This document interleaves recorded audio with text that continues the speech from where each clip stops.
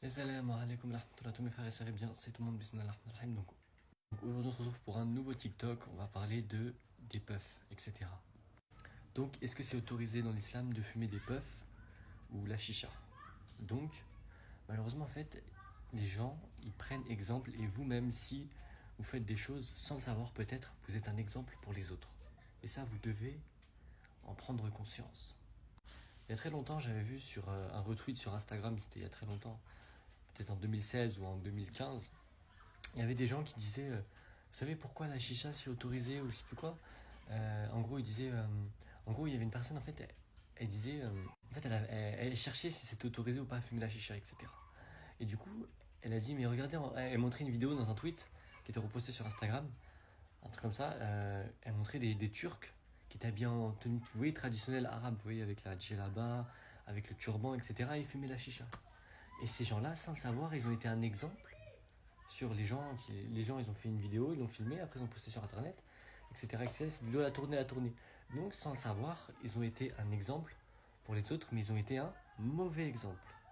Donc, non, fumer la chicha, c'est haram, c'est interdit, ça vient de shayatin et il faut pas. Faut pas faire des choses qui vous déshonorent, c'est pour vous déshonorer. Tout ça, je l'ai déjà dit et je vais pas le répéter. Parce que le shir aussi a dit sur la cigarette, tout ça. Cigarette, chicha, c'est tout pareil, c'est pareil. C'est pour vous déshonorer tout simplement. Donc pour la puff, c'est la même chose, mais il faut juste que vous preniez conscience que toi qui fumes une puff, toi qui fumes la chicha, toi qui te filme après, qui te montre sur les réseaux sociaux, surtout les personnes qui sont connues, vous êtes un exemple pour les autres. Et après les jeunes, ils vont, les petits, ceux qui sont plus petits que vous, ou ceux qui ont le même âge que vous, ou même plus grands, ils vont commencer à prendre exemple sur vous. Voilà. Vous voyez, les jeunes, souvent, on va dire ça, on dit c'est à la mode. Vous voyez, il y a un rappeur, il commence à faire une coupe, tout ça. Donc, du coup, les gens, vu qu'ils voient qu'il a du buzz, etc., et bah, ils le copient. Vous voyez, on prend toujours un exemple d'une personne. On a toujours besoin d'un exemple. Mais malheureusement, souvent, les rappeurs ou des personnes très connues, à cause de Shaitan, ils donnent le mauvais exemple. Et ça, c'est pas bien. Donc toi, tu es un exemple pour les autres, même si tu fumes pas d'hachis, etc. Dans ton comportement, dans ta marche, surtout dans le comportement, tu es un exemple pour les autres. C'est comme quand tu vois une personne qui roule vite, tu vas commencer à rouler vite. C'est à peu près ça, tu vois. Tu vois, et c'est pour ça il faut respecter toujours, par exemple, les feux rouges. Si tu grilles un feu rouge, tu vas donner. Si tu grilles un feu rouge, tu vas donner. La personne dans sa tête, elle va se dire mais pourquoi et moi je grillerai pas le feu rouge. Du coup, elle aussi, elle va griller le feu rouge car vous lui avez donné l'exemple.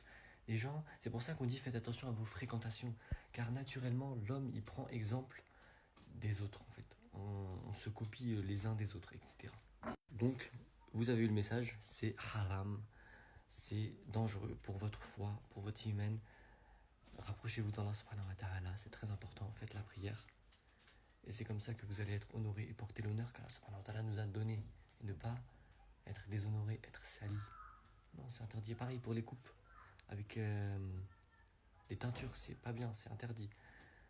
Je dis pas qu'il faut être voilà, strict, je suis pas strict dans tout ce que je dis, c'est juste qu'il y a des règles à respecter. Et il faut pas faire des teintures, ça c'est interdit. Il faut pas faire ça. Ça, tout ça, ça vient pas de moi, etc. Donc voilà. Donc vous avez eu la réponse. Soyez un exemple pour les autres et soyez un exemple pour les autres. C'est très important. Car comme vous l'avez vu, les gens ils prennent exemple, ils se disent oh lui il porte un turban, etc. Lui il porte une tenue arabe. Parce que j'avais pas fini sur ça. Et bah finalement, bah non.